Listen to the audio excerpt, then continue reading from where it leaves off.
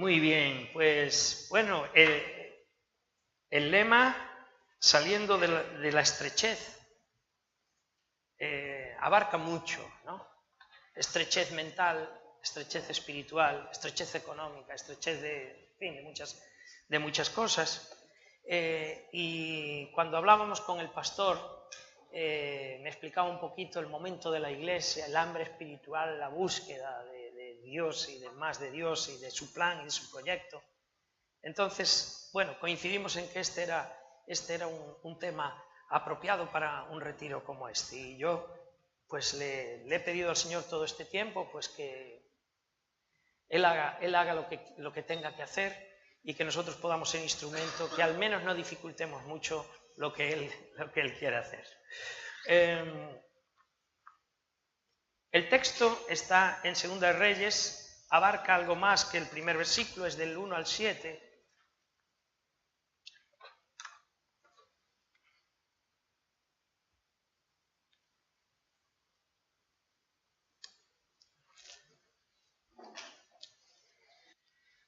Segunda de Reyes 6, del 1 al 7, que dice: los hijos de los profetas dijeron a Eliseo: he aquí, el lugar en que moramos contigo nos es estrecho. Nos es estrecho. Vamos ahora al Jordán y tomemos allí cada uno una viga y hagamos allí lugar en que habitemos. Y él dijo: andad. Y dijo uno: te rogamos que vengas con tus siervos. Y él respondió: bien. Bueno, bien no lo dijo, pero yo iré. Esa es la idea, ¿verdad? Yo iré. Se fue pues con ellos, y cuando llegaron al Jordán cortaron la madera. Y aconteció que mientras uno derribaba un árbol, se le cayó el hacha en el agua, y gritó diciendo: ah, Señor mío, era prestada. El varón de Dios preguntó: ¿dónde cayó? Y él le mostró el lugar. Entonces cortó él un palo y lo echó allí, e hizo flotar el hierro. Y dijo: tómalo. Y él extendió la mano y lo tomó. Que Dios bendiga su palabra. Bueno, este es el texto. Algunas preguntas previas. ¿Dónde estaban este grupo de gente? Ahora me tenéis que contestar. ¿Dónde estaban?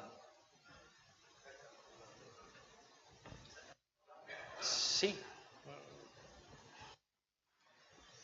No sabemos exactamente si era cerca o no, pero estaban en qué tipo de lugar. ¿Cómo era ese lugar? Era estrecho. Por tanto, decimos que debían de estar como incómodos, ¿no? Debían de estar incómodos. Esto es estrecho. ¿Y qué fue lo que dijo uno? Vámonos de aquí, vayamos a otro lugar, hablan del Jordán, y uno en concreto en el verso 3 dice algo específico. Podéis leerlo. Esta es fácil, las difíciles vienen después, ¿vale? Así que, uno que dijo: que vengas con nosotros, que vengas con tus siervos. Bien, vale. ¿Qué pasó con el hacha?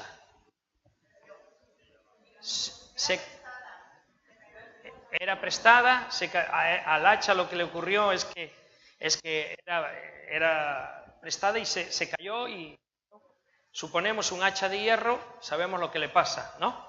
Pregunta: ¿puede flotar el hierro? No. Pues resulta que flotó. Bien, no puede flotar el hierro, ¿verdad? El hierro tiene una densidad de 7 y pico y eso se va abajo. Vale. Muy bien. Ahora más personal. Pensemos cada uno. ¿Cuál es tu hacha? ¿Para qué el hacha? ¿Qué hacían con el hacha? ¿Cuál es tu hacha? Otra pregunta. ¿Se te ha hundido recientemente algo en tu vida?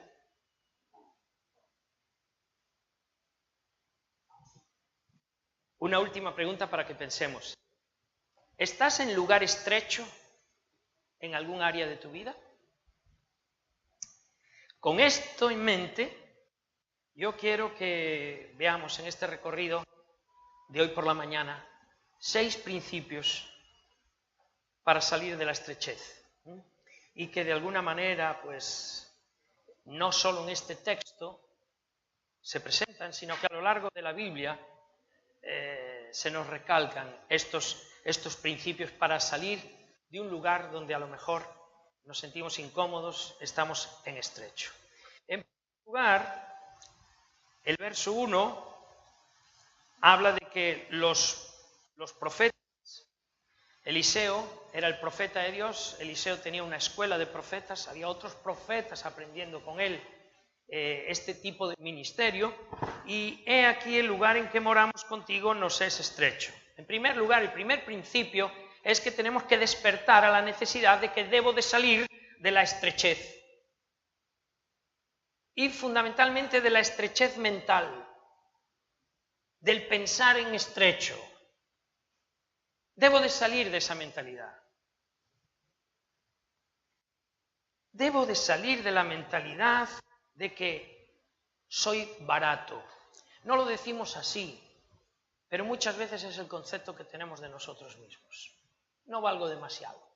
No se puede esperar demasiado de mí, y yo tampoco lo espero, y el hijo y la hija de Dios no pueden vivir con esta mentalidad porque no está dada para ellos, porque a nosotros nos habita el mismo Espíritu de Dios.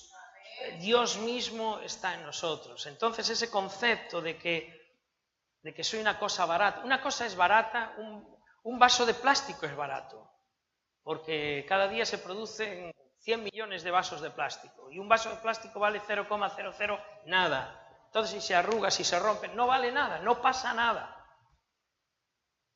Ahora, un cristal de Bohemia, de óxido de plomo del 22%, que le pasas el dedo por encima y hace música, si se te cae el de plástico no pasa nada, pero si te cae eso y has fundido la paga de este mes seguramente, ¿no? ¿Por qué? Porque hay pocos, porque son especiales. En Efesios capítulo 2 se nos dice que somos hechura de Dios, hechura de Dios. La palabra para hechura es poiema, en griego, donde deriva poema o obra de arte del artista. Cuando un artista, y sobre todo un artista reconocido, hacía una obra de arte, eso era su hechura. Nosotros cuando traducimos en Efesios 2 hechura, casi parece que no dice nada, viene de hecho, pero tengamos eso en mente, era la obra de arte del artista. Y aquí no es cualquier artista el que hace esa obra de arte.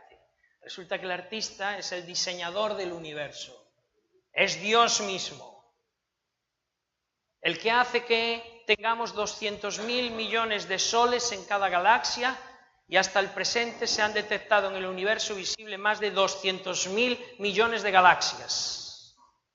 200.000 millones de galaxias por 200.000 millones de soles en cada una, 4 por 10 a la 22 soles. Es increíble. El creador de todo eso, cuando quiso hacer una obra de arte, te hizo a ti. Eso es lo que dice la Biblia. ¿Cuánto vales entonces? Fui a visitar la Piedad de Miguel Ángel y un poco por broma con el guía que teníamos allí le dije, ¿cuánto cuesta? ¿Cuánto cuesta la Piedad? Me dijo, no tiene precio. Solo hay una Piedad y solo hay un Miguel Ángel, dijo, y vivió hace 400 no sé cuántos años. No hay otro. ¿Vale? ¿Y si a esta Piedad o a una obra de arte viene un loco por ahí y atenta, como ocurrió con la Piedad de Miguel Ángel, ¿la tiráis? Entonces ya no tenía duda que yo debía estar mal de la cabeza, ¿no? ¿Cómo la restauramos? Es la Piedad de Miguel Ángel. Y la restauraron, por cierto, ¿no? Tú no eres la obra de Miguel Ángel, que al fin y al cabo era un hombre. Tú eres la obra de arte de Dios. Vales infinito. A veces nos dañamos. Y lo que cabe ante una obra de arte de ese calibre es restaurar la obra de arte. Y el contexto para la restauración es la Iglesia. Por eso la Iglesia tiene que estar sana. Porque está llamada a restaurar al que está herido para que esa obra de arte salga al mundo e impresione al mundo. y pelee la batalla donde tiene que pelearla, que es afuera, arrebatándole almas al enemigo para que vengan a conocer a nuestro Señor Jesús. Entonces, lo primero es despertar a la necesidad de que tengo que salir de la estrechez. Es curioso que aquí la iniciativa no surge del profeta, surge de uno de los estudiantes. Uno de los estudiantes parece que dijo, bueno, aquí estamos incómodos, queremos desarrollar, queremos ensanchar, tenemos otra visión y aquí nos sentimos en estrecho, nos sentimos condicionados. Un día, uno de ellos, y así ocurren las cosas. En Samuel 14 se narra esta historia. Aconteció un día que Jonatán, hijo de Saúl, dijo a su criado que le traía las armas, ven, pasemos a la guarnición de los filisteos que está al otro lado. Y no lo hizo saber a su padre. Bien, Jonatán era el hijo de Saúl. Saúl y 600 guerreros, gente acostumbrada a pelear, estaban en esa situación, estaban parados, porque había un ejército enemigo que estaba al frente. Ese ejército enemigo, además, estaban ocupando una tierra a la cual se accedía muy difícilmente entre dos piedras. Así que era muy fácil para los filisteos guardar aquel camino. Solo había ese y aquí había que entrar de uno en uno. Casi los podían matar de uno en uno. Entonces era fácil para ellos. Pero estaban ocupando un terreno que no podían ocupar, había unas promesas de Dios, el respaldo de Dios. Sin embargo, aunque tenían las promesas, tenían que echarlos de allí, sabían que Dios los respaldaba, estaban parados y por mucho tiempo 600 hombres y su rey esperando a que Dios hiciera algo un día especial, que bajara un ángel del cielo, que de alguna manera les hiciera ver esa hora, etcétera, etcétera. Parece que Jonatán se cansó de esta situación, estaba en estrecho allí. Y un día le dijo a su paje, ¿qué tal si tú y yo vamos allá? Y el paje le dijo, haz lo que tengas en tu corazón. Y él dijo, bueno, vamos a poner una prueba al Señor. Nos vamos a presentar a los filisteos, tú y yo, a esa guarnición. Si ellos nos dicen, esperad, que ya bajamos nosotros a mataros, muy bien, pues aquí los esperamos y peleamos. Pero si nos dicen, que estáis ahí, bueno, subid aquí, que os esperamos nosotros, dice él, entonces sabemos que Dios los ha entregado en nuestras manos. O sea, yo vine aquí a matar filisteos, sí o sí. Si nos dicen que bajan, es que hay que pelear. Si nos dicen que suban, es que Dios los ha entregado en nuestras manos. Vienes conmigo y aquel loco le dice, sí, lo que tú digas. Cuando hay uno que se decide finalmente hacer lo que Dios espera por él, siempre va a haber algunos otros que Dios va a colocar ahí para que puedan ir a hacer la obra. Un día, ¿y sabe lo que ocurrió? Fueron allí y dijeron, sí, pues subid aquí. Dijeron, ves, date, los ha entregado en nuestras manos, vamos a por ellos. Y dice que subieron entre esas dos piedras y el que no lograba matar Jonatán, su paje, no se le escapaba al paje. Y en un pequeño terreno mataron a no sé cuántos. Y cundió el espanto y cundió el pavor entre el ejército, empezaron a huir y cuando desde allá aquellos 600 guerreros que estaban esperando que Dios hiciese algo especial, que les mostrase el día especial, cuando oyeron el barullo, el follón, subieron arriba y bueno, fue una victoria estrepitosa. A mí me gusta cómo empieza el relato, dice, un día, el día especial de Dios, el día en que Dios iba a hacer un milagro que iba a quedar registrado, ese día tan especial fue un día normal, corriente, en el que un hijo de Dios decidió creer la promesa de Dios, obedecer e ir adelante. Y entonces fue el día especial. A veces estamos esperando, ¿qué? A ver, ¿cuándo va a venir eso especial que he leído en un libro? El día especial es el día en que yo le digo, Señor, necesito más de ti. Estoy en estrecho, no quiero seguir así. El lugar donde estoy no me satisface. Yo creo que estoy hecho para más en todos los aspectos. Y Padre, en tu nombre voy a salir, voy a vencer, porque si estoy en Cristo, todo lo puedo en Cristo que me fortalece. Amén. Partió la iniciativa de uno de ellos. Jonatán tenía mentalidad de conquista. Y cuando una persona, una mujer o un hombre tiene mentalidad de conquista, esa mentalidad lo saca del montón. Ya no era uno de los 600. fue el que Dios usó para aquella tremenda victoria. Cuando uno está inconforme y tiene en su genética, pero además lo tiene en su corazón, lo reclama, ¿verdad? Esa victoria que Dios promete, ¿verdad? Porque Él pelea con nosotros, lo primero que hace es que nos saca del montón. Dejamos de ser un... Y normalmente los del montón empiezan a decir, ¿por qué no eres como nosotros? O sea, ¿a dónde vas? Etcétera, etcétera. Pero hay que contar con eso. Amén. Así que primera cuestión, despertar a la necesidad de que debo de salir de la estrechez mental. No me puedo ver como algo barato y sin valor, pero en todos los sentidos, en todos los sentidos. Yo estoy harto, ahora menos mal que ya empieza a cambiar eso, pero recuerdo una época, hermanos, en que la iglesia y lo que fuera la iglesia, pues si tenías una silla que tenía media chueca, 3 patas bien y una mal, que no sentaba, llévala a la iglesia, seguro que allí va a valer para algo. Un ordenador yo me acuerdo del Jurásico, no tenía ni disco duro, ni no sé, llévalo para la iglesia, el pastor va a saber algo que hacer con él, seguro. Si no lo quieres ni en tu casa, tíralo a la basura, pero ¿cómo va a venir eso para la casa del Señor? Conocí a un pastor en que le regalaron un coche, la congregación le regaló un coche. Era un coche que tú cerrabas esta puerta, se abría la de allí. No, en serio. Muchas veces tenía que poner a la esposa, empuja cariño, empuja, que ya va. Y yo lo vi y le dije, ¿y tú aceptaste ese coche? Sí, es que me lo regalaron. Tíralo a la basura. Porque ahí Dios no hizo nada, Dios toca a alguien cuando te regala un 0 kilómetro o un coche nuevo que costó... Si costó 20.000 euros, le tocó el Señor, seguro. Si no, se quiso sacar un muerto de encima, posiblemente. Concepto barato. Si es para la iglesia, vale. Y no puede ser. Yo ni en casa. A veces en casa comemos en vasos de plástico, el plato de plástico, los platos que están medio rotos. Ahora vienen los invitados que no han trabajado, no han hecho nada y se les pone la vajilla. Yo a Yanni le digo muchas veces, no, a mí la vajilla buena, que somos aquí los importantes. Vamos a un restaurante a comer, abrimos la carta, la mirada a la derecha. ¿Cuánto cuesta? Y entonces al final ya no comemos lo que queremos, comemos lo que podemos o lo que... Y si un día hacemos una barbaridad y decimos, no, voy a comer, después, ay, ¿por qué habremos comido esto tan caro? Un perrito caliente iba bien. Mentalidad barata.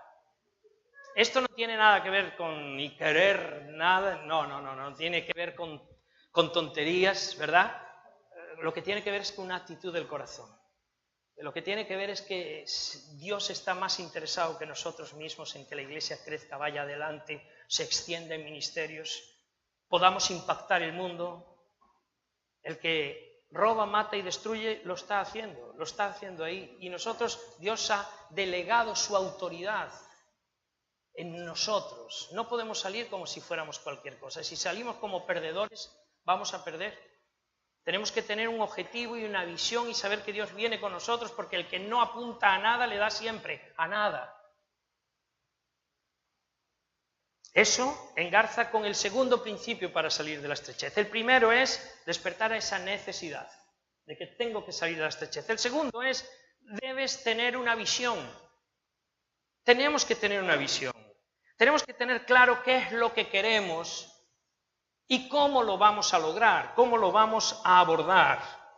Aquí tenían una visión.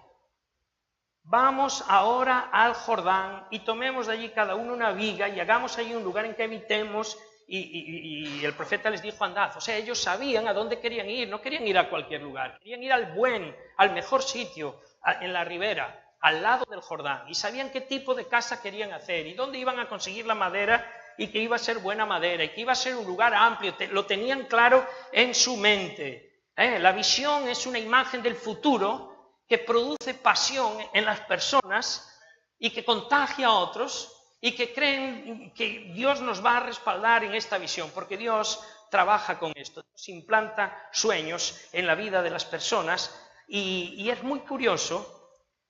Yo no os voy a dar tanto una definición de visión, pero os voy a decir lo que para mí no es una visión.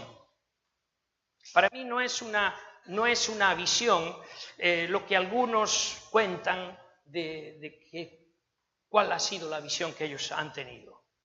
Demasiado mística. Dios me ha dado... Una vez estaba yo pastoreando en la iglesia en Torrent. Cuando llegué, una señora vino un día por la mañana y me dijo: pastor, he tenido un sueño, Dios me ha dado una visión. Y yo le dije: bien, ¿y qué era? Pues era una vaca, pero era una vaca azul, que llegaba a la iglesia y se abría la puerta y ella entraba, pero los cuernos eran rojos. Y atravesó toda la iglesia y salió, me dijo alguna cosa más y después me dijo: ¿qué significa, pastor?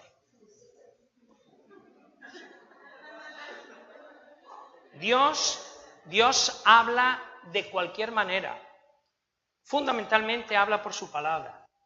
Habla en la oración, dándonos paz cuando estamos orando al respecto de algo. Habla a través de las circunstancias. Habla a través de la gente que nos quiere y del liderazgo que tenemos. Dios usa muchos métodos para hablar. Dios habla por sueños y por visiones también. Lo vemos en la Escritura. En los países musulmanes es casi algo de cada día. Yo ya he conocido 2 personas que han tenido un sueño en el que Jesucristo se les apareció y hoy son cristianos, y uno de ellos lo sosteníamos parcialmente desde el MEN, mucho tiempo en el Ayun. Dios lo puede hacer de todas esas maneras, pero cuando Dios da una visión de ese estilo, no es para confundir a la gente, es para aclararle las cosas a las personas. Y es algo muy concreto que no deja... Entonces aquella mujer me vino con lo de la vaca azul y de los cuernos rojos y ella tuvo la visión. Pero ahora, ¿y qué significa, pastor? Yo le dije: pues hermana, significa posiblemente que usted cenó muy pesado ayer por la noche. Porque esa no es la visión de la que hablamos aquí. La visión es una capacidad que Dios nos da para imaginarnos un futuro diferente a la situación que estamos viviendo. La situación que estamos viviendo es de estrechez, pero ahora yo me pongo a soñar en oración, orando, trabajando, siendo fiel, pero Señor, danos tú la visión, ¿a dónde nos quieres llevar? Y entonces empezamos a soñar con eso. Los niños fueron diseñados por Dios con esa capacidad. Tú le preguntas a un niño pequeño: ¿qué quieres ser de mayor? Astronauta, Messi, capitán, bombero, policía, ladrón, pero de los buenos, en fin. Sí. Ningún niño te dice: yo quiero ser un delincuente, o ninguna niña: yo quiero casarme con un delincuente, tener niños que no... No, las niñas quieren ser azafatas, quieren ser enfermeras. Mi hija Karemi quería ser enfermera y mamá. Bueno, los niños tienen esa capacidad para soñar, ¿verdad? No conocen límites, Dios nos hace así. Después se dice que antes de los 5 años han escuchado 7000 veces no, y eso empieza a impregnar, y el propio sistema, y a veces los propios padres y los propios educadores, vamos robando esa faceta, y al final pues la sensatez y muchas veces la cordura, etcétera, pues nos llevan a perder la capacidad de soñar, de imaginarnos ese futuro tan diferente. Yo me acuerdo cuando era niño, la pelota era papeles arrugados con cinta aislante, jugábamos con eso, y en la parada del autobús con una chapa, el balón era una chapa. ¿Algunos se acuerdan de eso? Hoy, como no tengan la PlayStation, pues, y aún así no son felices, y lo tienen. En aquel tiempo era la imaginación al poder, un palo y no sé qué, era un caballo, y en fin, no podemos perder esa... Cuando crecemos, esa capacidad de visión se va perdiendo, pero Dios nos trae a la iglesia para devolvernos la capacidad de soñar y la capacidad de ver el mejor futuro que Dios tiene para nosotros. Y no es mala la queja, como aquí estamos en estrecho, cuando esa queja nos lleva a una pregunta, a preguntarle a Dios: ¿y qué podemos hacer? La queja no es mala, la queja es mala cuando es queja crónica, que hay mucho, ¿verdad? Nos quejamos por todo. Me quejo de que hace calor, pero me quejo de que hace frío también. Nos quejamos del gobierno, eso es típico. Nos quejamos del esposo, es típico también. Nos quejamos de la esposa, nos quejamos del culto, del pastor, de lo que dura, de lo que no dura, etcétera, etcétera. Nos quejamos muchas veces por todo, pero en principio la queja no tiene por qué ser mala cuando es crónica, porque la queja lo que está poniendo en evidencia es que hay una situación en la que debe mejorar. Ahora, la clave está, ¿qué hago después de la queja? Y lo que debemos de hacer es ir al Señor y preguntarle, ¿qué puedo hacer? Y cuando le preguntamos ¿qué puedo hacer?, se generan dos posibles respuestas. Una es, no puedo hacer nada, maté la visión. Y otra es, sí que podemos hacer algo, sí que Dios está ahí, sí que hay promesas de Dios. Y la segunda pregunta es, ¿y cómo puedo hacerlo? Y entonces el cerebro empieza a hacer milagros y el Espíritu Santo y nuestra propia personalidad y nuestros cerebros van a obrar de manera que nosotros podamos pasar del estado A de insatisfacción a ese estado B, ese futuro que nos apasiona, que nos ilusiona, que contagia, que es a donde Dios nos quiere llevar. Y este proceso no es místico. Este proceso es Dios va marcando, normalmente Dios pone un sueño, una visión en el corazón de lo que quiere para ti, para tu familia, en tu trabajo, en el ministerio, para la iglesia. Esa visión, cuando viene de Dios y uno ora y uno despierta pasión. Y la pasión es la que lo cambia todo. Y entonces, inevitablemente, cuando Dios coloca un sueño que nos lleva a la pasión, se va a traducir en acción, nos vamos a mover. Mientras no hagamos algo, no pasa nada. Por mucha visión, por mucho lo que sea, mientras no hagamos, no ocurre nada. Pero cuando uno tiene algo de Dios, se mueve. Normalmente Dios arroja luz al siguiente paso. Nos gustaría que Dios nos diera un recorrido, cómo va a ser todo. Ahora aquí, después vamos a hacer eso, después vamos a tener, por ejemplo, en el tema del campo de fútbol, ¿no? Ahora no solo tenemos el otro terreno, hemos comprado otro terreno más. Y ahora tenemos la amenaza de que nos venden otro muy barato. Y digo la amenaza porque yo ya no sé. Estaba ahora en Canarias y me llaman que necesitamos 30.000 euros. Ya, muy bien, para esto. Pero son retos que van apareciendo. Normalmente Dios no nos da el recorrido completo. Nos arroja luz al siguiente paso. Y ahora damos en fe ese paso. Y cuando estamos aquí, Dios arroja luz al otro y damos otro paso en fe. Y después nos arroja otro, y después de un tiempo miramos para atrás, y lo que vemos es una línea recta, la línea recta de la perfecta voluntad de Dios para nuestra vida. Si estamos esperando a tener todas las respuestas, si estamos esperando a tener todo el dinero, si estamos esperando a que a todos les parezca bien, si estamos esperando todo eso, nunca hacemos nada. Porque no es así que se funciona, ni en el mundo, ni en las cosas de Dios. Normalmente es de esta otra manera. Ahora, cuando Dios da una visión, esa visión, y es algo que tenemos que plantear delante de Dios, porque muchos no sabemos, no tenemos un propósito hacia adelante. Por ejemplo, ¿cuál es tu proyecto familiar? ¿Qué esperas en tu familia para final de año? En los próximos 3 años. ¿Cómo ves a tus hijos? ¿Cuál es tu proyecto formativo? ¿Qué es lo que estás haciendo? ¿Qué es lo que vas a hacer? ¿Cómo te vas a preparar mejor? ¿Cuál es tu proyecto ministerial? ¿Qué dones tienes? ¿Cómo los vas a desarrollar? ¿En qué área de la iglesia vas a estar trabajando? ¿Qué piensa el pastor y qué sientes tú? ¿Cuál es tu proyecto ministerial? ¿Cuál es tu proyecto de trabajo? ¿Tu proyecto laboral? ¿Cuál es? En Habacuc también se quejaba. Y dijo que vino con su queja y le preguntó al Señor, ¿qué es lo que hay que hacer? Preguntarle al Señor. Y el Señor le respondió.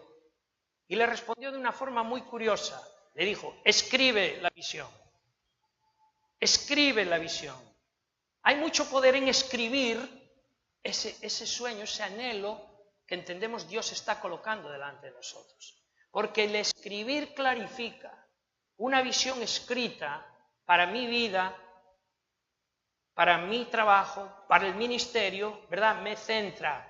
Una visión que viene de Dios y que está escrita, normalmente presenta algunas características. Una de ellas es que genera enfoque, te enfoca en un propósito. Y la gente enfocada es gente que quema, es gente que prende fuego, no es indiferente, es una persona que te encauza como una lente. Hay un cristal que refracta la luz, ¿verdad? Llega un rayo de luz, lo descompone, lo hace más débil, entre comillas. Sin embargo, hay otros cristales, las lupas, que lo que hacen es que concentran los rayos de luz en un punto. Y si tienes ahí un papel o si tienes unas briznas, las va a quemar, produce fuego. Una persona enfocada quema, no puede estar indiferente. Hay algo que vibra por dentro, porque tiene una visión que lo enfoca. Otra cosa que tiene la visión, para salir de la estrechez, aún estamos todos dentro de la visión, otra cosa que nos trae es que genera entusiasmo. Una visión genera entusiasmo. La persona que no sabe a dónde va es triste, es apagada. Pero una persona que sabe a dónde camina, para qué la tiene Dios, que tiene un plan en la familia, en el estudio, en la iglesia, etc., no solo está enfocada, por tanto concentra sus esfuerzos. ¿Os acordáis Pablo? Pablo decía, una cosa hago, no 18. Una cosa hago. Dejando ciertamente lo que queda atrás, lo de atrás hasta me puede detener, pero lo de atrás fue pasado, yo ahora estoy en este presente, y en este presente hago una cosa y me olvido de lo demás, y esa cosa es que todos lleguen a conocer a Cristo, en eso me enfoco. Eso le da una fuerza tremenda. Él llegó a decir, tengo que irme a España, que es el final de la tierra, es el Finisterre en aquel tiempo, y escribe la carta a los romanos para pedir apoyo, y tiene que explicar su teología, porque él no fundó esa iglesia, no le conocen, algunos sí, pero la mayoría no, y tiene que hacer todo un compendio maravilloso, que es la epístola de los romanos, para al final decir, bueno, y vosotros me tenéis que apoyar porque voy a ir a España. Vais a ser la iglesia misionera que me impulse. ¿Por qué? Porque aquí lo he llenado todo del conocimiento de Cristo. Ya no tengo a dónde ir aquí. Tremendo. Era un hombre enfocado realmente, ¿no?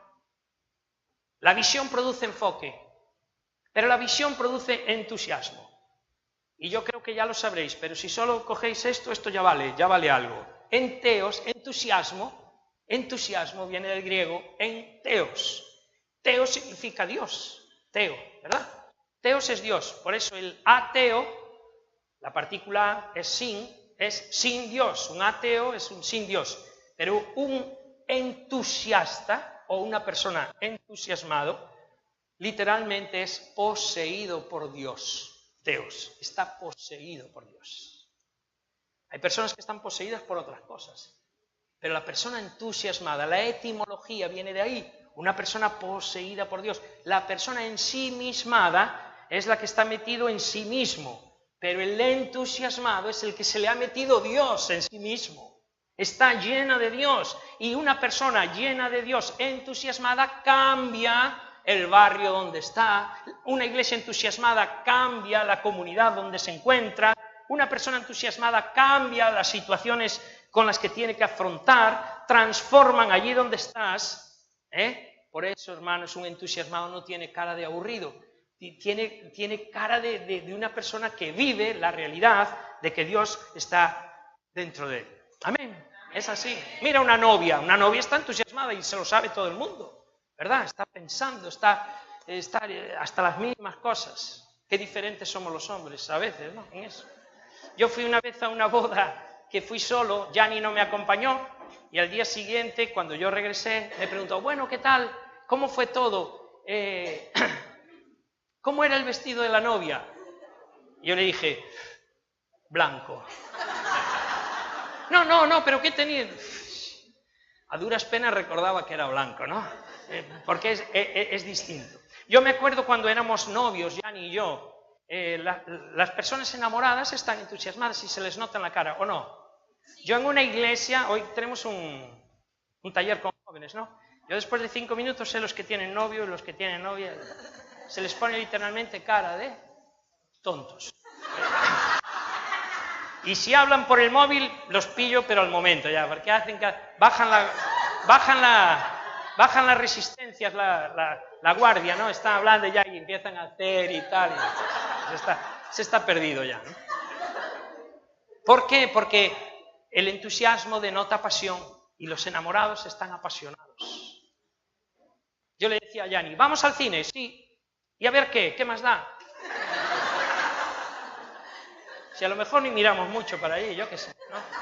Yo con verte a ti, con mirarte a ti. Pasan los años y me dicen, me cuentan, a nosotros no nos pasa eso, pero pasan los años y el marido le dice, vamos al cine y a ver qué. Oh, están haciendo una película nueva, es esta. La crítica la pone muy mal. ¿Y a qué cine vamos? Ah, podemos ir al de ese, con las sillas tan pegadas que las rodillas te... Mira, mejor nos quedamos en casa. Parece que pasa algo, ¿no? Que falta algo. Y no debe de faltar. Uno se convierte, ¡buah! Está gozoso, está contento. Le dicen en la iglesia, hoy tenemos vigilia. ¡Amén! ¡Qué bueno! ¿Es viernes por la noche? Sí, perfecto. ¿Y qué? Va a durar como 4 horas. ¿Qué más da? Toda la noche. Estamos ahí con el Señor y vamos y estamos. Nuestra primera iglesia en La Coruña nació de esa forma. Nació en la calle. Empezamos a predicar en la calle directamente. El 95% de la gente venía de ahí. Le llamaban la iglesia de los ex toxicómanos, ex prostitutas, ex todo. Pero les decías, ¿qué más da? Qué bueno, es para el Señor. Pasan los años, esa misma persona dice, hermano, este viernes hay vigilia. ¿El viernes? ¿Va a haber café? ¿Van a poner galletas? Nos vendrán a buscar, ¿no? ¿Dónde va a ser la vigilia? Ah, va a ser en casa del hermano Antonio. ¿Casa tan lejos? No predicará Antonio. Es aburrido como el sol. Todos son problemas. Parece como que se ha perdido el entusiasmo. La visión genera entusiasmo y no te deja estar de cualquier manera. No solo te enfoca, sino que genera entusiasmo. Se cumple en realidad. Sed llenos del Espíritu Santo. Cantando con himnos, con alabanzas, sed llenos del Espíritu Santo. Y finalmente, la visión, además de que nos enfoca, además de que nos llena de Dios, nos entusiasma y se le nota en la cara a esa persona, además nos da energía, es un generador de energía. Así que si necesitas energía, pídele a Dios una visión. El apóstol Pablo era una persona que tenía una energía increíble. Lo azotaban, le pegaban, lo apedreaban. Al día siguiente había recorrido 90 kilómetros y ya estaba predicando en otro sitio. Nos dice la Escritura que ese Pablo, que era un hombre aparentemente débil, debía ser un hombre flaquito, cuando le decían, ¿pero tú qué credenciales? Dice, mira, yo traigo en mi cuerpo las marcas de Cristo. Hablábamos ayer, ¿no? De eso. Traigo en mi cuerpo las marcas de Cristo. Y no era un colibrí tatuado en la nalga, no hablaba de esas marcas, ¿no? Él sacaba, abría la camisa, la toga, ¿verdad? Y decía, mira, 5 veces he recibido 40 azotes menos 1 de los judíos. No era cualquier cosa. Los romanos no permitían más de 40 azotes. Los judíos, para ser escrupulosos cumplidos, decían, nos vamos a quedar en 39. Porque a veces el azotador, el verdugo, se emocionaba y no, en 39, no vaya a ser que nos pasemos. 39. Normalmente, cuando azotaba uno de estos verdugos, no era como la mamá que le dice al niño, si te portas mal te voy a dar un azote. No eran esos azotes.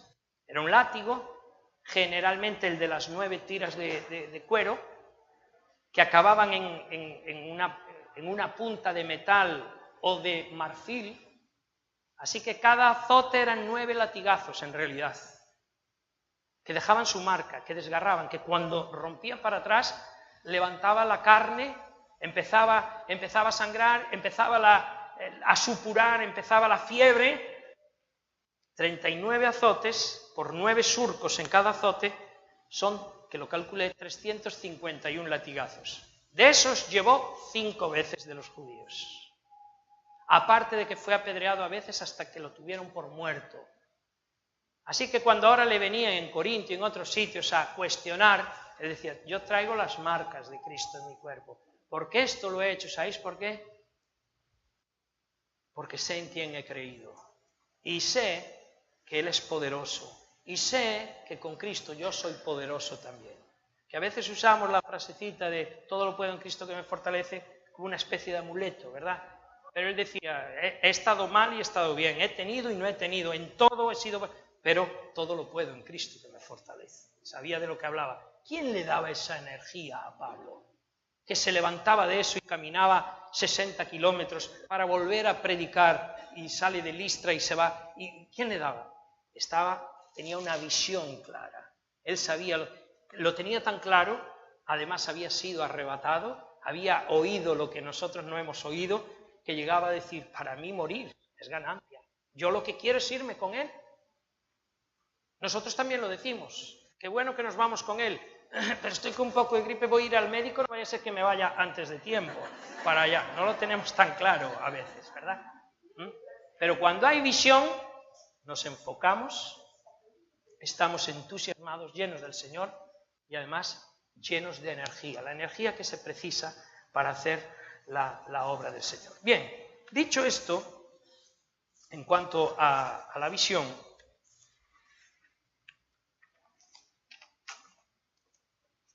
la siguiente característica que quería tocar es que para salir de la estrechez debemos de trabajar en equipo. Tenemos que entender que en ese deseo de salir de la estrechez no voy a salir solo, vamos a salir en equipo. Aquí el verso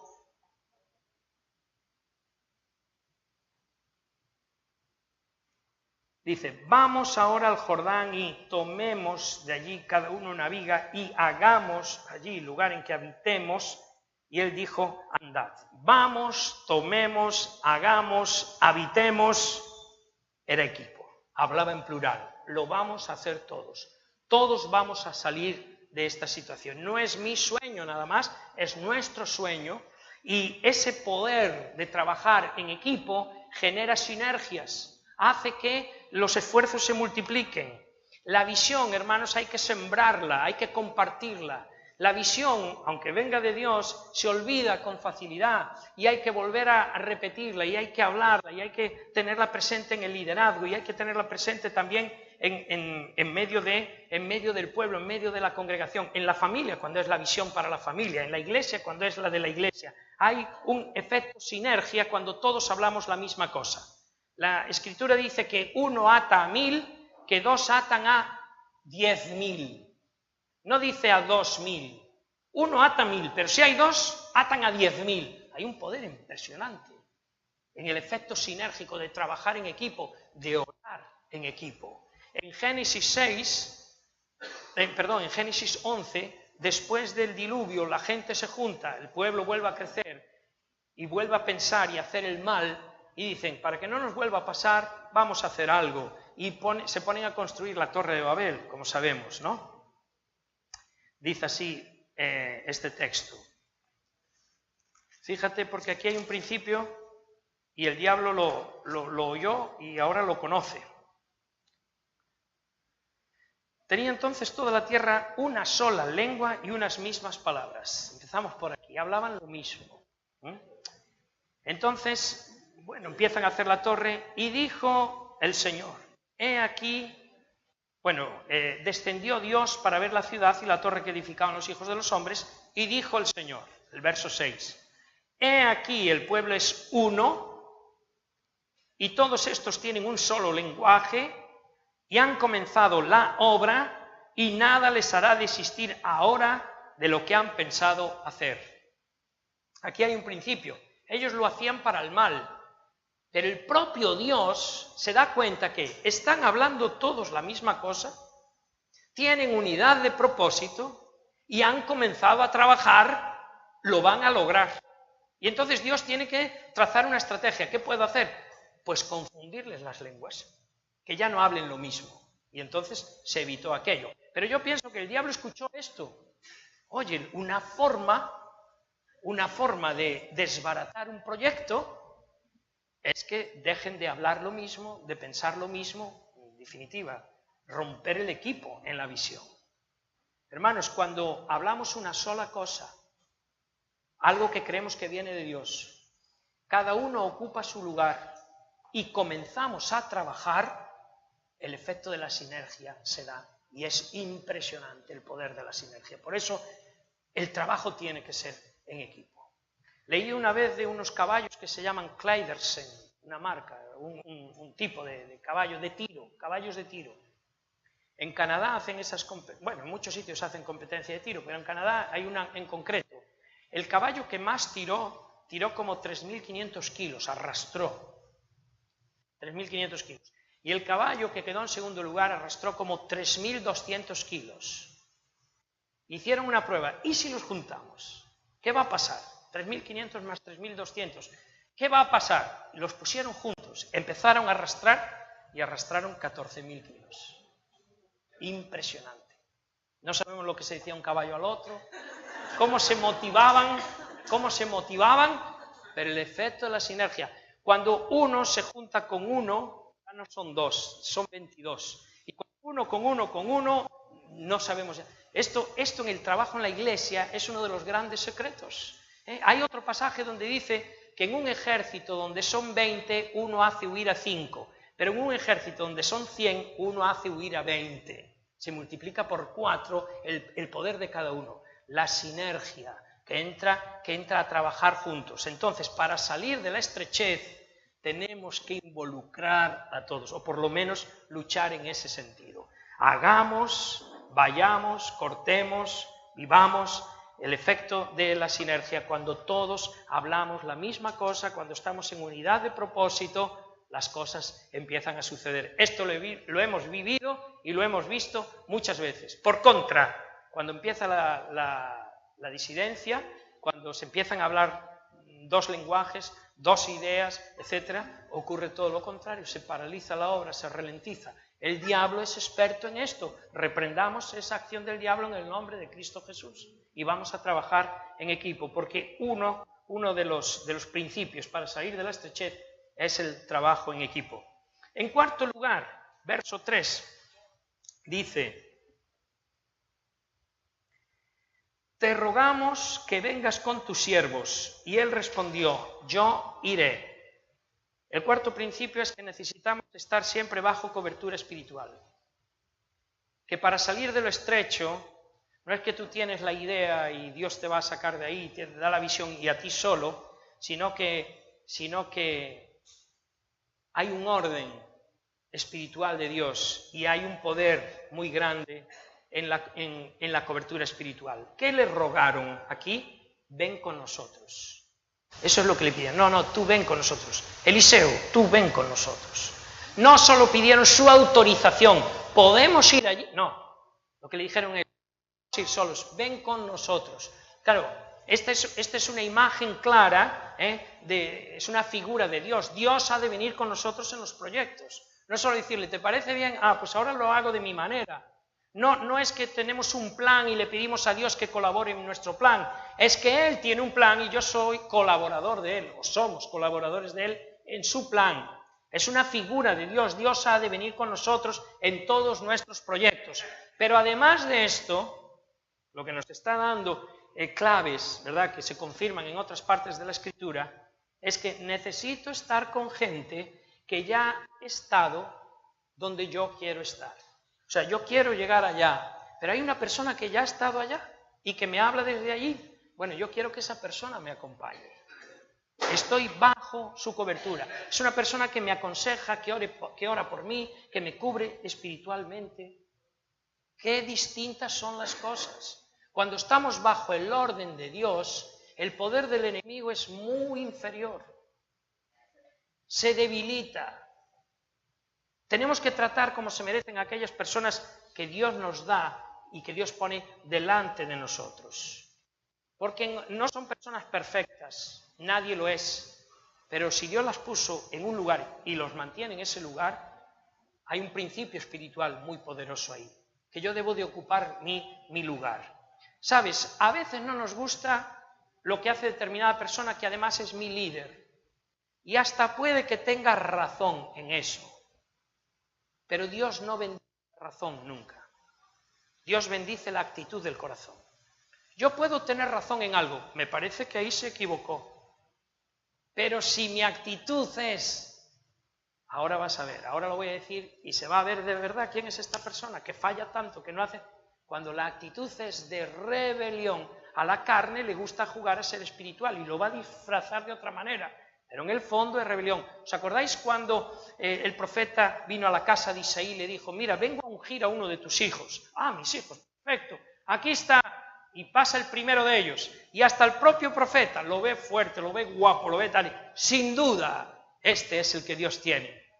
Y Dios le dice, te has equivocado, porque tú miras la apariencia, pero yo miro en el corazón. Podemos tener la razón, pero una razón con una actitud de corazón mala, en realidad es rebelión, y Dios no bendice la rebelión. Pero cuando yo, ocupando mi lugar, me doy cuenta de algo, lo que sí puedo hacer es llamar a mi líder espiritual y decirle, mira, a mí me parece esto. Y tu líder espiritual, si de verdad es un líder, va a decir, pues voy a orar sobre eso, porque puede ser. Y muchas veces rectifica, y un líder que rectifica en algo porque se equivocó, no pierde nada. Y un hermano que hace de esta manera las cosas, lo que está haciendo es engrandecer la obra del Señor y mostrando él su propia fidelidad. La persona a quien debemos de enseñar tiene que ser una persona fiel, tiene que ser además una persona enseñable. Así que podemos tener la razón y que no haya bendición, y de otra forma podemos presentar las cosas de la manera que Dios le agrada, ocupar nuestro lugar, respetar las autoridades de Dios, y entonces Dios nos va a bendecir. Es muy importante la gente con la que estamos cerca. Tenemos que relacionarnos con gente que nos aporte, que nos nutra, que ora por nosotros, a la que le importamos, que te rete también. Amén, hermanos. Otro principio para salir de la estrechez, debemos estar siempre bajo cobertura espiritual. No es solo que nos autorices, es que tú vengas con nosotros. Y vamos a ver ahora qué bueno fue esto, porque cuando surgió el problema, ¿cuál fue el problema? Que se cayó un hacha y se hundió y era prestada y hay que devolverla y cuesta un dinero. Cuando surgió el problema, ¿a quién llamaron? Al siervo de Dios. Qué bueno que vino con ellos, ¿no? Qué bueno que le dijeron, no, tú con nosotros. Porque es él, en definitiva, en determinados momentos, si es la persona llamada por Dios, quien va a tenerla claro. Yo soy un pastor que pienso que no somos especiales, pero Dios nos ha dado Dios reparte dones como Él quiere, ¿no? Y yo tengo una responsabilidad con el don que Dios me da. Y a mí, cuando busco al Señor para, a ver, ¿cuál es el siguiente paso que debemos de dar? Yo lo expongo y pongo la mano ahí, hermanos, yo creo que es esto. Y después espero a que las manos se vayan poniendo, porque no todas lo ven en el mismo momento, ¿no? Espero a que lo vayan. ¿Por qué? Porque no soy un pastor loco, yo sé que no puedo hacer nada si no tenemos equipo. Espero y oro y aclaro, pero cuando las manos están ahí más o menos, ahora sí cerramos y tiramos en esta dirección, no tiramos en 4 direcciones. No le preguntamos a la familia López y a los Alonso y a los lo que opinan, porque creemos que Dios nos da dones y que hay que poner a la gente de acuerdo a sus dones a trabajar, pero que tiene que haber una unidad y un propósito, y el pastor o los pastores ahí son la figura clave colocada por Dios, y no solo el honor, sino el respeto y la valoración al líder que Dios ha puesto ahí, solo trae bendición de parte de Dios. Cuando surgió el problema, lo llamaron. Qué bueno que había ido con ellos. Bien, en quinto lugar, para salir de la estrechez, no trabajes con hachas prestadas.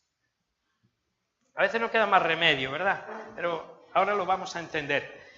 Dice el verso 4, se fue pues con ellos y cuando llegaron al Jordán cortaron la madera con el hacha. Y aconteció que mientras uno derribaba un árbol se le cayó el hacha en el agua y gritó diciendo, ¡ay, Señor mío, era prestada,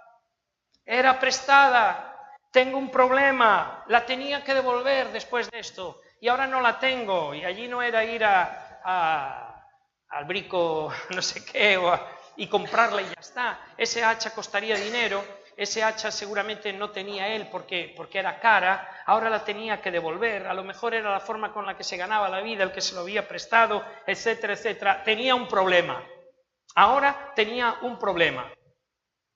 Es muy frecuente que cuando uno trabaja con una herramienta o con algo de otro, se le estropea a uno.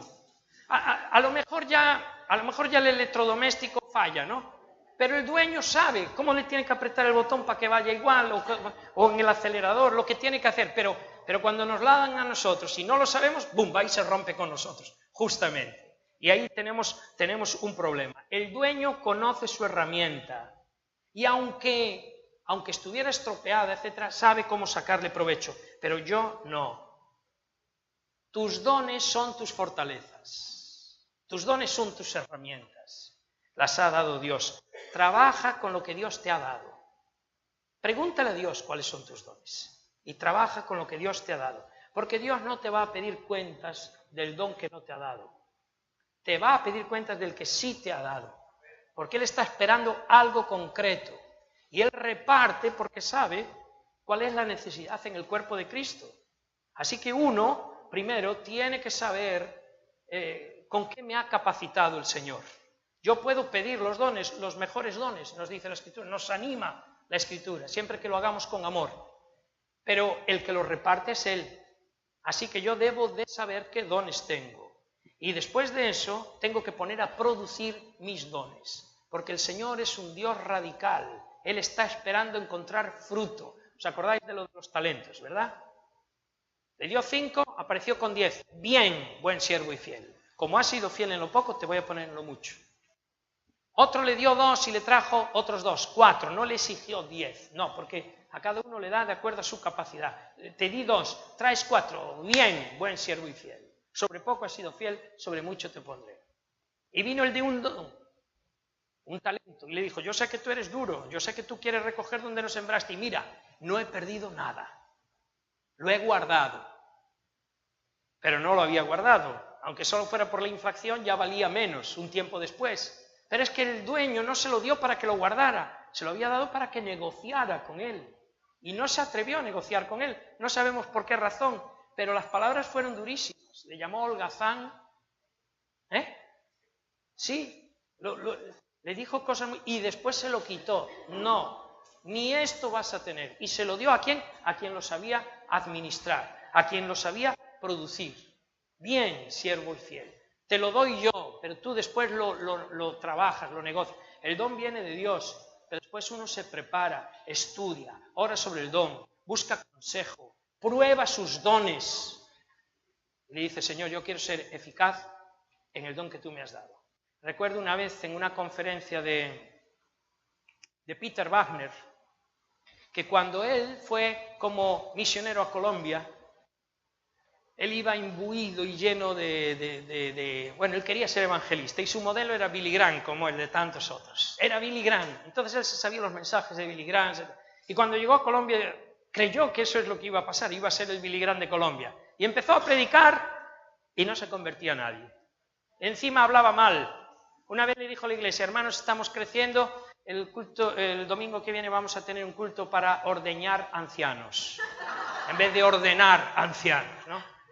Y parece ser que un día dijo, y viene el pastor y coge la abeja y pone la abeja sobre su hombro y la abeja para aquí y para allá, ¿no? El caso es que él predicaba evangelístico y nadie se convertía. Y decidió, tengo que predicar con más pasión. Volvió a ver las películas que tenía de Billy Graham y se ponía la Biblia y la cogía igual que Billy Graham. Se tocaba la oreja, decía, igual que Billy Graham, y nadie se convertía. Pero un día en la iglesia, después de enseñar un tema complicado en Efesios, una semana después vino un miembro de la iglesia y le dijo, hermano, nunca había entendido ese texto. Usted no sabe lo que Dios hizo cuando usted enseñó sobre eso. Mi vida ha cambiado y tal. Y él empezó a decir, a lo mejor mi don es el de la enseñanza. Y decía Peter Wagner que después tuvo muchos dones y fue una persona también polémica en algunos sentidos, ¿no? Siempre estudiando el crecimiento. Pero dice que después, cuando él en un auditorio pequeño veía que la gente, el don del maestro no es solo alguien que explica muy bien pedagógicamente. Todos los dones tienen algo especial y es que vienen del cielo. Es la capacidad sobrenatural dada por Dios a un miembro del cuerpo de Cristo. Y ahora, según el don, pues es la capacidad, ¿verdad? Pues el don del maestro es la capacidad sobrenatural dada por Dios a algún miembro del cuerpo de Cristo para que cuando él abre la palabra y la explica a la congregación, la gente recibe revelación y cambia sus vidas. El maestro implica cambio en la vida. Peter Wagner, después cuando venía alguien y contaba sus experiencias de cómo su vida había cambiado por la enseñanza de él, dice que él se sentía tan feliz que no cree que Billy Graham, cuando ve bajar 4.000, se sintiera más feliz que él. Cada uno con sus dones. Pregunta, ¿tú conoces tus dones?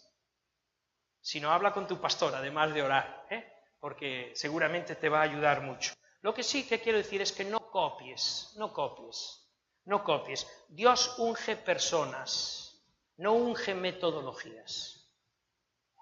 Está bien conocer, porque siempre hay cosas que se pueden aplicar, pero Dios unge personas. No es tal método. Uy, si cojo este método y lo aplico aquí, va a funcionar. No, porque Dios no unge metodologías. Dios unge personas. Y con una persona ungida va a emplear la metodología que sea y Dios lo va a bendecir. Y es bueno conocer metodologías, pero sabiendo que la unción es sobre la persona, que hay que buscarla de rodillas, que hay que abrir el corazón a lo que Dios tiene y que hay que obedecer a lo que Dios nos revela.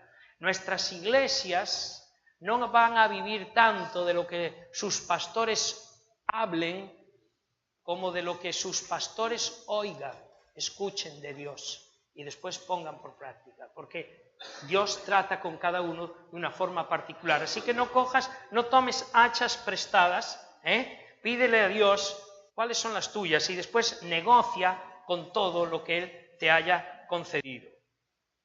Recuerdo en una empresa que había un encargado. Uy, nos hemos pasado del tiempo ya, ¿cómo no me decís nada? Paro por aquí y, 5 minutos, ¿vale?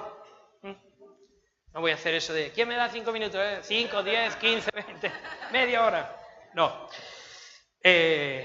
Recuerdo un encargado, no era un gran encargado, pero era muy hábil, nunca se le pillaba en nada, ¿no? Entonces él se cubría bien las espaldas, pero sus jefes querían echarlo porque no era productivo, ¿no? Así que un día en su sección pasó algo de verdad y lo llamaron y le dijeron, mira, te vamos a echar porque ha ocurrido esto en el área que a ti te competía. Y dijo él, yo no he hecho nada. Por eso, porque no has hecho nada, porque nunca haces nada. El que no hace nada, fuera. Así que tú haz mucho, no con hachas prestadas, sino con las herramientas que Dios va a poner en tus manos. Amén. Y por último, el sexto principio para salir de la estrechez: espera siempre una manifestación sobrenatural de Dios para salir de esa estrechez. Dios va a intervenir. Si nosotros hacemos nuestra parte, Dios va a hacer la suya. Si tú sabes que estás incómodo, en estrecho, porque quieres crecer espiritualmente, quieres ser eficaz en la obra que Dios te ha llamado, quieres ser lleno del Espíritu, quieres trabajar con tus dones, quieres ser columna en el santo templo de Dios, en el lugar donde Dios te ha colocado, espera siempre un milagro, espera siempre una manifestación sobrenatural de Dios. El hierro, nos dice la química cuando la estudiamos en el bachillerato, ¿verdad? Es un metal de transición, número atómico 28, densidad 7,874 gramos centímetro cúbico, de formación profesional. Bien, es muy pesado, definitivamente, 7 veces más que el agua, se va abajo. Aún los hay más pesados, El oro tiene una densidad de 19, el mercurio una densidad de 13,5. Tú coges una botella de 1 litro de mercurio y casi no la puedes levantar, porque es muy denso, ¿verdad? El hierro es muy denso. Y el hacha era de hierro y el hacha se hundió. No puedes trabajar y no puedes acabar tu trabajo si se te hunde, si se te estropea aquello que estás usando para el trabajo. Ahora, el profeta vino y preguntó, ¿dónde se hundió? Y el operario, el estudiante, sabía exactamente dónde se había hundido. Fue aquí, no fue ni allí ni allá, o creo que, o me cayó. No, sabía dónde. Él sabía el lugar concreto. Y esto me habla de una cosa: aprendamos de los errores. Aprendamos del error. ¿Alguna cosa nos salió bien? ¿Dónde fue? ¿Qué pasó? ¿Qué hubo antes? ¿Qué pudo generar eso? El fracaso no es fracaso si uno aprende del fracaso. De hecho, se dice que se aprende mucho más del fracaso que del éxito. Porque a veces el éxito ocurre y ya está. Uno no sabe la verdadera causa de que le fuera bien. Pero cuando hay un fallo, un fracaso, uno piensa y repiensa para no repetir y entonces aprende. Thomas Alva Edison tuvo 2000 intentos para la lámpara incandescente antes de conseguirla. Y le decían, señor Edison, 2000 fracasos. No, 2000 inventos de cómo no tener la lámpara incandescente. Pero finalmente dio con ella. Y cuando hubo perseverancia, de los errores tenemos que aprender. Aquel hombre sabía dónde se le había caído para volver al lugar. Y ahora Dios va a actuar. Y ahora hubo el milagro de Dios. ¿Sabes? Dios va a actuar en tu vida también. Cuando queremos salir porque estamos inconformes, porque queremos alcanzar todo el potencial que Dios tiene para nosotros, como hijo o hija de Dios, como familia y como iglesia, Dios va a actuar, Dios va a mover las montañas. Y para eso se necesita nuestra fe. Se necesita nuestra fe. Y Dios va a tomar tu fe y va a obrar el milagro. Nuestra fe mueve su mano. Y Él va a utilizar todo lo que quiera usar